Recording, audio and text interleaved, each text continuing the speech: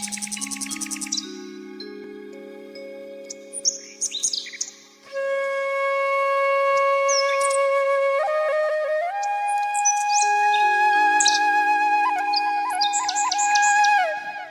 नृप बालक काल बस बोलत तो ही न संभार, धनु ही सम त्रिपुरारी धनु विदित सकल संसार।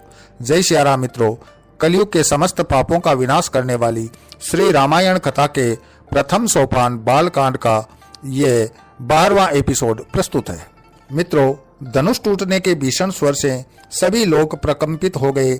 सूर्य के घोड़े घबराकर मार्ग से हटकर चलने लगे। दिग्गज चित्कार कर उठे। भूमि कंपित हुई। समुद्र की गहराइयों में कच्छप मत्स्य कुलमुलाने लगे। देवता मुनि राक्षस अपने कानों पर हाथ रख नेत्र बंद कर उठे। धनुष की डोरी चढ़ानी थी कि वह टूट ही गया। देवताओं ने हर्षित होकर पुष्प वर्षा की। गंधर्व नृत्य गान करने लगे। राजा जनक हर्षातिरेक में अपने सिंहासन से उठ खड़े हुए। सीता का मन प्रफुल्लित हो गया और नगरवासी हर्ष से नाचने लगे। सबके मन की इच्छा पूरी हो गई। धनुष भंग होते ही चहुं ओर प्रसन्नता का वातावरण बन गया।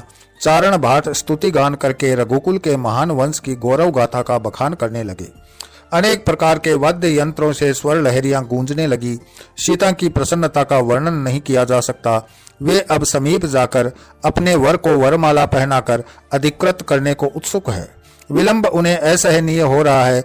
माता का संकेत पाकर सीता सखियों सहित वरमाला लेकर हंसिनी की चाल से राम की ओर चल पड़ी।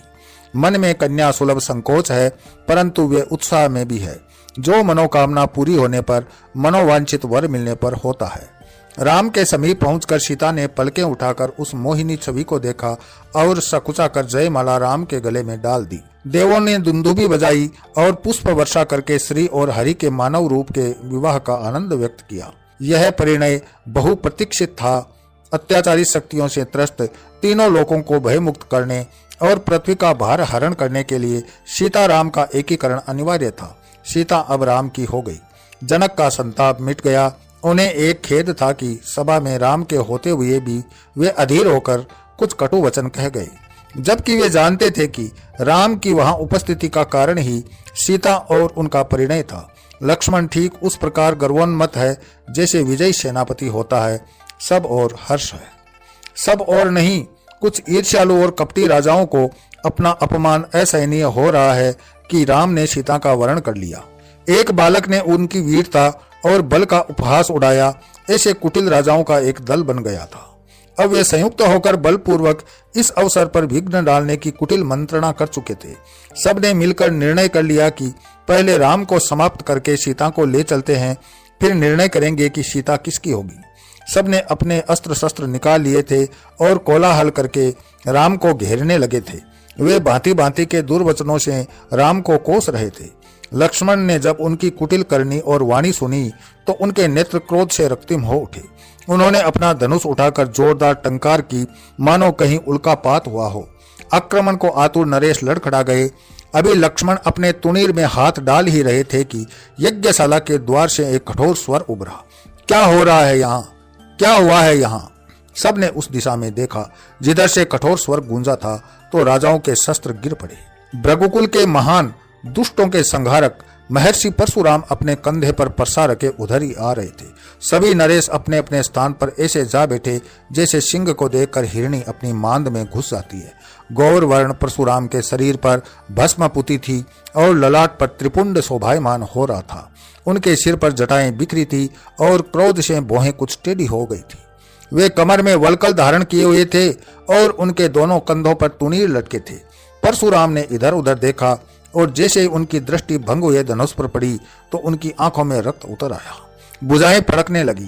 क्रोध से देह कांप उठी और यह सब राज समाज को किसी अनिष्ट की आशंका से भयभीत कर रहा था। उनके क्रोध से संसार परिचित था। अरे मूढ़ जनक, यह बता कि शिव धनुष किसने तोड़ा? उसे शीघ्र मेरे सामने ला, अन्यथा आज मैं तेरे राज्य का सर्वनाश कर दूंगा।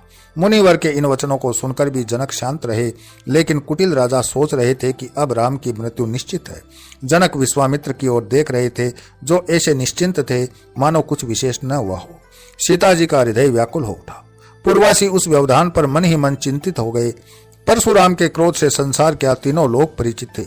उन्होंने पिता के कहने पर फरसे से अपनी माता का सिर काट दिया था, तो दयालुता की तो बात ही क्या थी। 21 बार भूमि को रक्त से स्नान करा चुके थे। वे शिव के अनन्य भक्त थे और भंग धनुष पर उनका प्रेम इसी कारण था।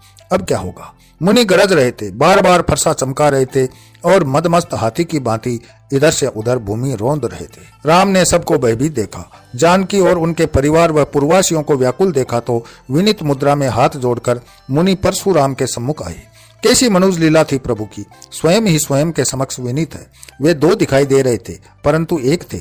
हे महामुने, इस परम पावन शिव धनुष को तोड़ने का साहस कोई आपका प्रिय सेवक ही कर सकता है।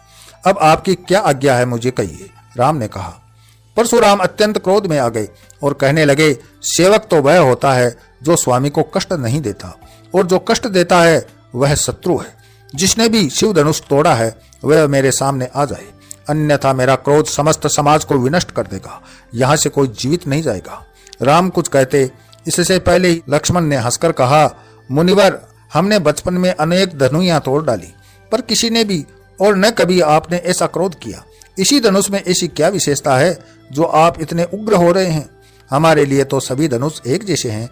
इस पुराने धनुष के टूट जाने से कोई बड़ी हानि तो नहीं हो गई। श्री राम ने तो इसे यूं ही दबाया था और यह टूट गया। डोरी चढ़ाते ही यह तो वृद्ध की भांति मुरझा गया। परशुराम को लक्ष्मण के वचनों ने और भी क्रोधित कर दिया।